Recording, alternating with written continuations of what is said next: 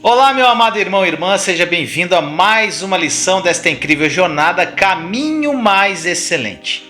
Hoje a lição 14, vamos falar sobre o ciclo do amor. Mas antes eu gostaria de falar um pouquinho sobre o fruto do Espírito.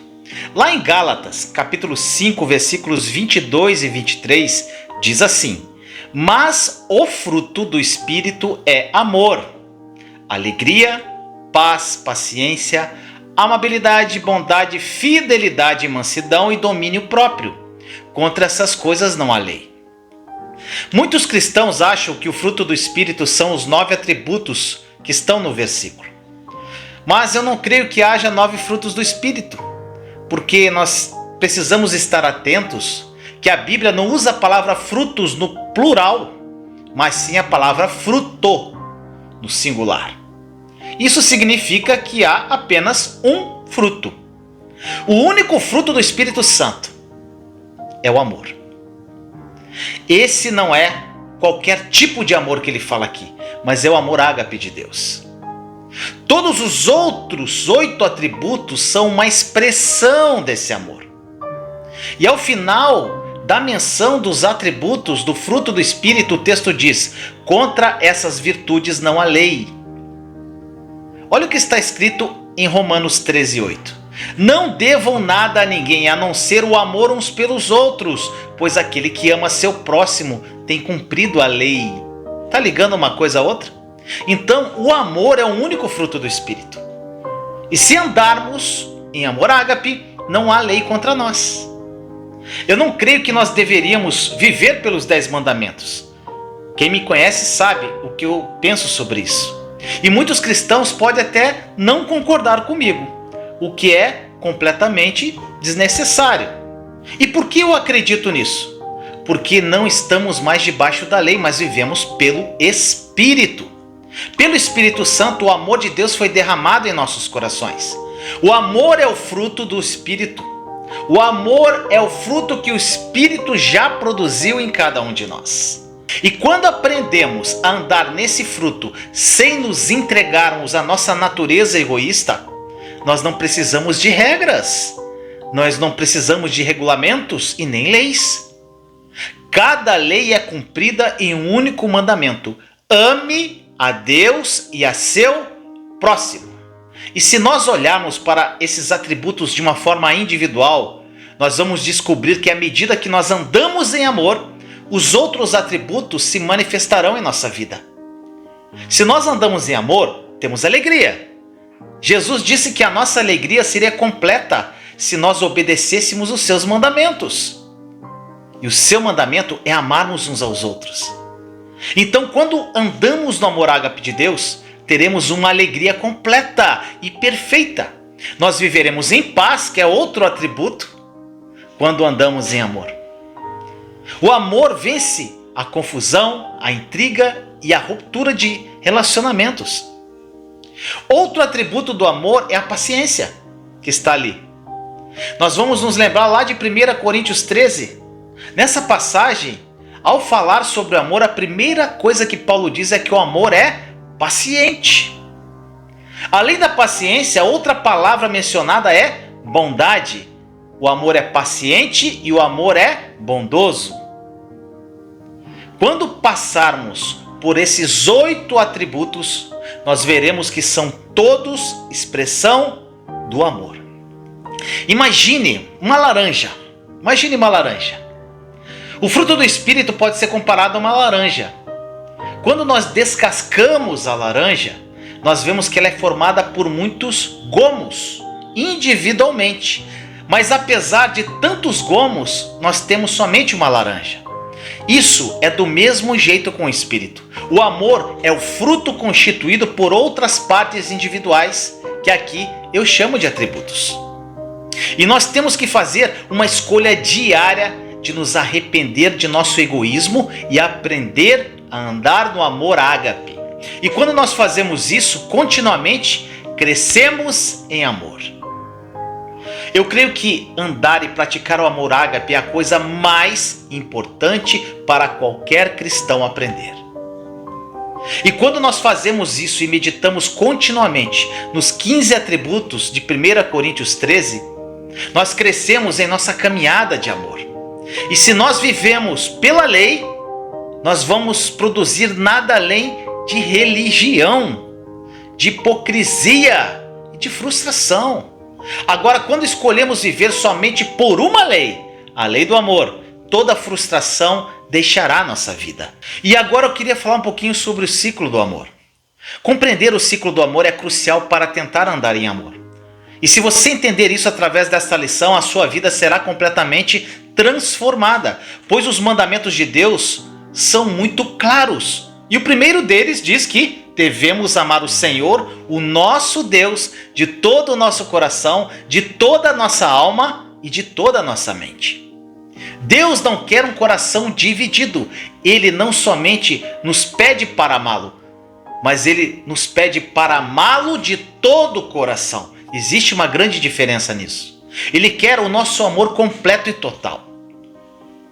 Eu costumava acreditar que Deus precisava ocupar o primeiro lugar em nosso coração, e as outras coisas ocupariam prioridades menores. Eu não acredito mais nisso. Sabe por quê? Eu creio que nós precisamos ter as prioridades corretas em nosso coração. Mas ele deve pertencer a Deus, sem estar dividido com qualquer outra coisa. Se Deus ocupa o primeiro lugar em nosso coração, sempre haverá uma constante competição entre Deus e as outras coisas, todas elas tentando ocupar o meu coração. E nós precisamos entender a diferença entre as coisas que estão em nossos corações e as coisas que tentam dominar as nossas vidas. E se não entendermos isso, não seremos capazes de obedecer ao mandamento de Jesus de abandonar tudo para segui-lo. Ele disse coisas muito duras, como: se alguém vem a mim e ama seu pai, sua mãe, sua mulher, seus filhos, seus irmãos e irmãs, e até a sua própria vida mais do que a mim, não pode ser meu discípulo. Isso está em Lucas 14, 26. E como Jesus pôde falar palavras tão duras aqui? Porque Ele não deseja compartilhar os nossos corações com nada e nem ninguém. Nós existimos para Ele. Ele não existe para nós. Nós existimos para Ele. E se nós compreendermos que essa questão de amar a Deus é uma questão do coração, então as palavras de Jesus fazem todo sentido. Olha só, eu amo meu pai e minha mãe. Eu amo meus irmãos e irmãs. Eu amo as minhas filhas. Eu amo a minha esposa. Eles são parte da minha vida. Mas a rendição do meu coração pertence somente a Deus. Somente se vivermos nessa completa rendição do nosso coração a Deus, nós vamos ser capazes de cumprir o outro mandamento de amar o nosso próximo e os nossos inimigos. Como pode alguém viver desse modo? Você pode perguntar: como, Vinícius? Como alguém pode viver esse incrível amor ágape que estamos falando nessas lições? Como alguém pode amar sem interesse a pessoa que o odeia? Não importa como sentimos, eu e você, sobre essa verdade. Na verdade, isso é um mandamento bíblico. Agora deixa eu te dar um exemplo sobre andar em amor com uma história.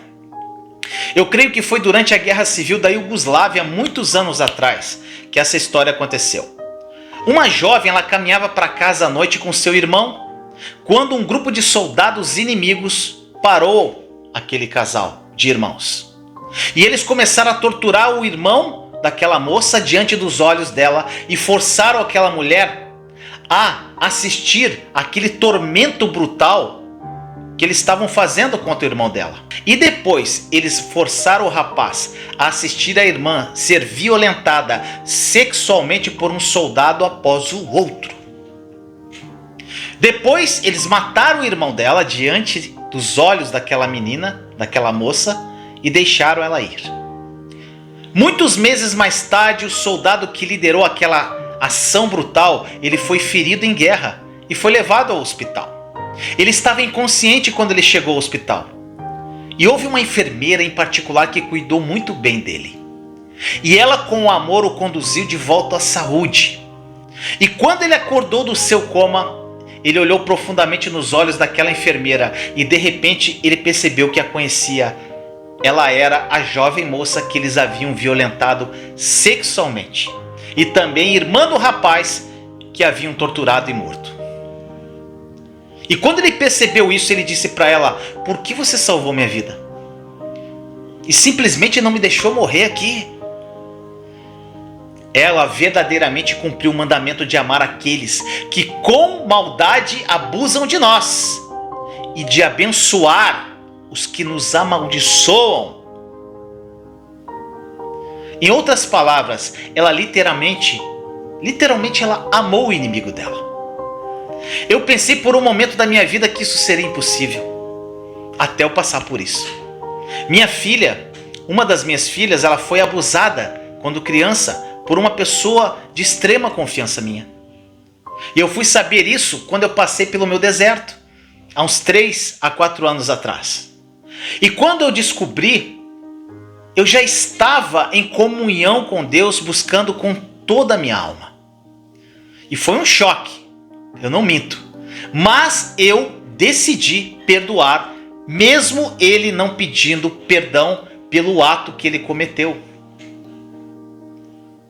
Eu quero que ele um dia encontre o amor de Jesus de uma forma profunda e seja extremamente abençoado. E quando eu o perdoei, o Senhor falou ao meu coração: eu quero que você vá além. Eu quero que você o ame. Me diga como, meu irmão, minha irmã? Pela minha força de pai, pelo Vinícius, pelo pai Vinícius, isso seria impossível.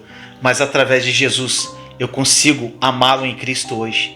Eu oro para ele. Se ele precisar de mim, eu vou estar à disposição para ajudá-lo. Só Jesus pode fazer isso no teu coração.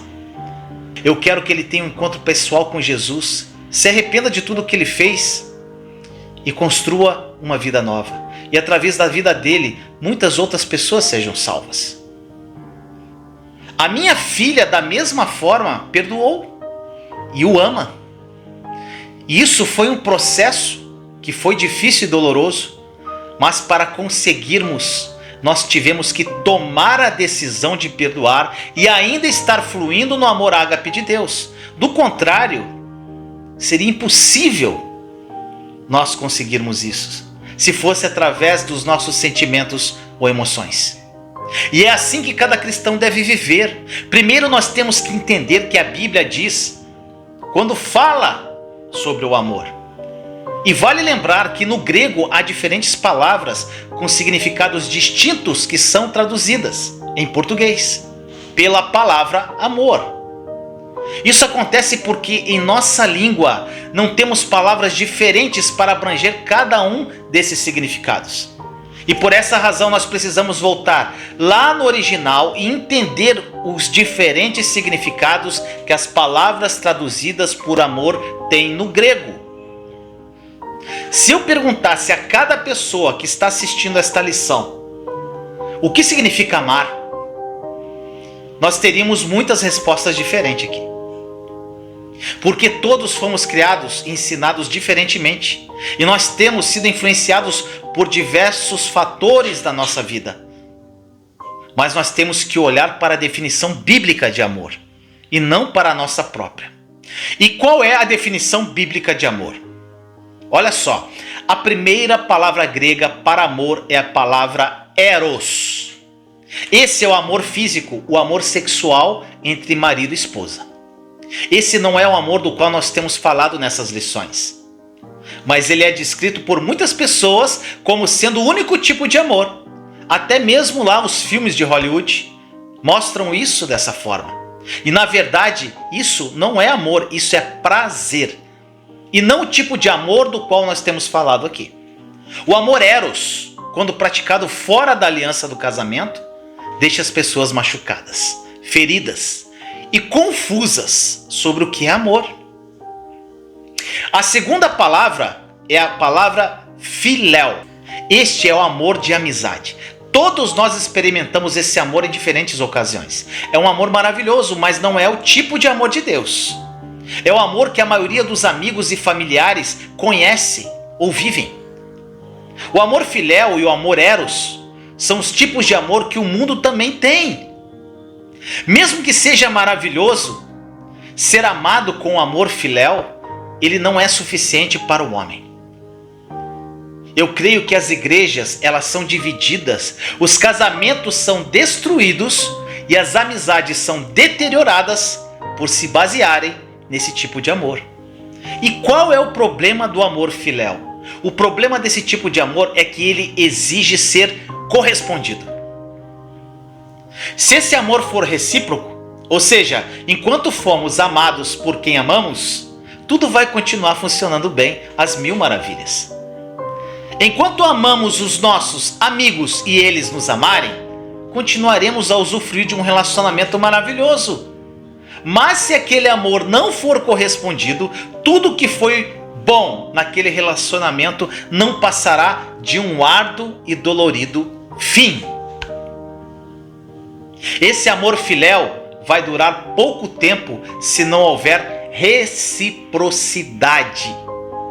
E manter os nossos relacionamentos fundamentados no amor filéu pode provocar a destruição da família e divisão de igrejas. E por razões assim, casamentos terminam em divórcio, pessoas deixam as igrejas e muitos perdem o propósito de Deus para suas vidas. Porque em situações assim, somente o amor ágape será capaz de amar. Muitos cristãos não compreendem esses três tipos de amor e, portanto, eles sempre tentam caminhar no amor filéu, e isso acontece porque, frequentemente, somos ensinados por nossos responsáveis, por nossa família e pelo ambiente social que nós vivemos. Nós aprendemos somente esse tipo de amor filéu, que seja correspondido. Quando nós tentamos caminhar nesse tipo de amor, nós somos completamente incapazes de obedecer ao mandamento bíblico de amar. Presta atenção. Regularmente, eu ouço muitos cristãos maravilhosos e até benquistos dizerem que nos é impossível amar do modo como a Bíblia nos manda. Isso acontece porque eles andam no amor filéu e não compreendem que esse tipo de amor precisa ser correspondido. E é bom que fique claro que nossos inimigos nunca corresponderão ao nosso amor. Muitas vezes nem os nossos amigos e nem os membros da nossa família vão corresponder com o amor que esperamos receber. E por essa razão, os que vivem fundamentados no amor filéu somente nunca serão capazes de viverem uma vida de amor como a Bíblia nos orienta. Assim nós vamos falar da terceira palavra grega de amor. E essa palavra é ágape. Agora deixa eu explicar o significado desse tipo de amor. Primeiramente, nenhum ser humano nasce com um tipo de amor ágape. Ele é o tipo de amor que somente Deus e aqueles para quem ele dá possuem. A natureza deste amor é claramente mostrada na Bíblia, em Romanos 5,8, que diz: mas Deus demonstra o seu amor por nós. Cristo morreu em nosso favor quando ainda éramos pecadores. Olha só, esse tipo de amor, ele está muito além de qualquer tipo de amor humano. Esse é o amor que descreve Deus quando a Bíblia diz que ele nos amou com um amor eterno. Esse amor, ele não precisa ser correspondido. É um amor que continua bom, gentil, compassivo, sem interesse, mesmo quando é rejeitado. E nós já vimos esse amor claramente demonstrado por Jesus naquela cruz, como também demonstrado pela vida do primeiro mártir, Estevão. Ambos pediram a Deus que perdoassem os seus inimigos, ambos pediram ao Senhor que perdoasse as pessoas que os mataram. Esse tipo de amor diz assim: eu escolhi amar você, se você aceitar ou não o meu amor. Eu escolhi amar você, mesmo que você me odiar. Eu escolhi amar você, mesmo se você mentir contra mim. Eu escolhi amar você, mesmo se você me machucar. E é humanamente impossível amar desse modo, sem o tipo de amor ágape de Deus. Jesus disse lá no capítulo 22 de Mateus que a coisa mais importante é amar o Senhor nosso Deus de todo o nosso coração e amar o nosso próximo como a nós mesmos. E ao dizer isso, Jesus usou a palavra ágape. Esse é o amor da nova aliança. Mas muitos ainda estão debaixo da velha aliança e não da nova. E por essa razão tentam amar a Deus e o próximo com amor filéu. Nós lemos na Bíblia o mandamento de que precisamos amar a Deus de todo o coração. E nós tentamos obedecer esse mandamento em nossa força, amando com nosso próprio amor. Mas isso nunca vai funcionar. Resultados que nós teremos com relação a isso: frustração. E o problema de amar com tipo de amor filéu é que ele não é o tipo de amor de Deus. Jesus nunca usou a palavra filéu ao se referir sobre o amor. Ele usou a palavra ágape, sempre. Sempre que Jesus disse que deveríamos amar, ele usou a palavra ágape.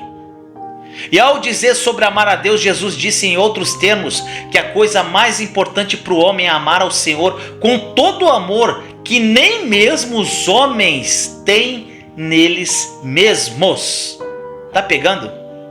E essa é a razão pela qual a velha aliança não funciona, porque ela depende das pessoas, em vez de depender do trabalho consumado da cruz. Na nova aliança tudo mudou. Deus ele não quer que nós o amemos com o nosso amor natural, que constantemente pede para ser correspondido.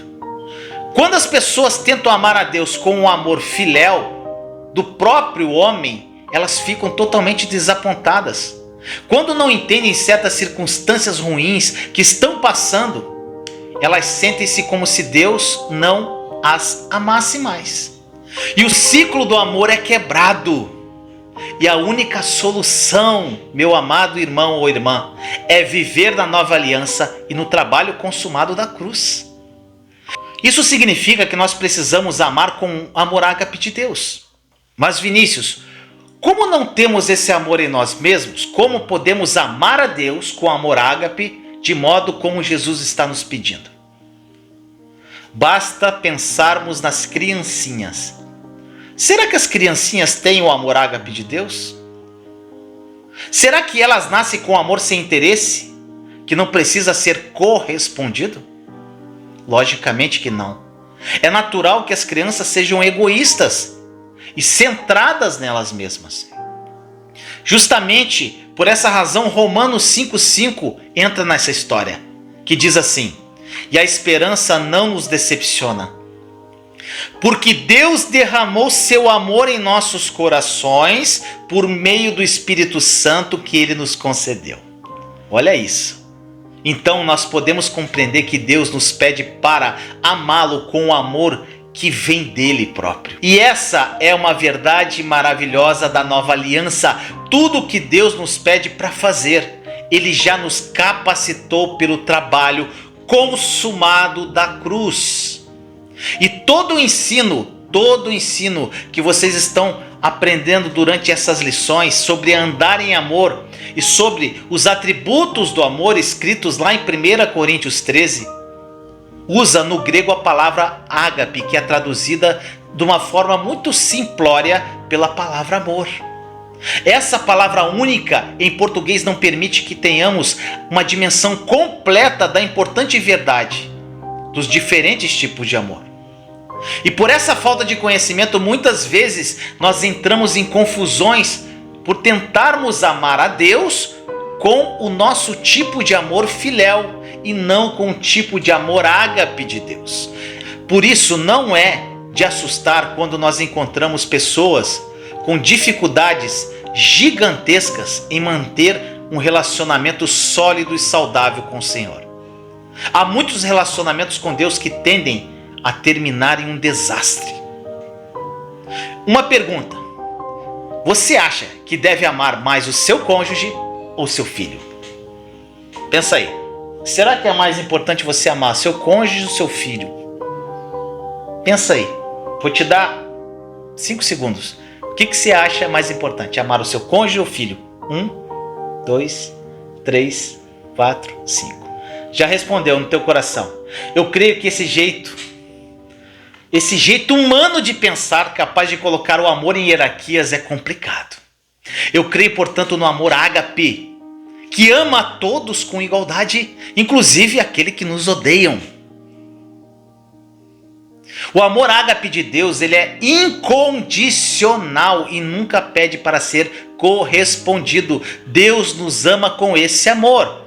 E para amarmos com o amor ágape de Deus, nós temos que primeiramente receber esse amor, pois não podemos dar o que nós não temos. Nós precisamos abrir o nosso coração ativamente para recebermos constantemente desse amor de Deus.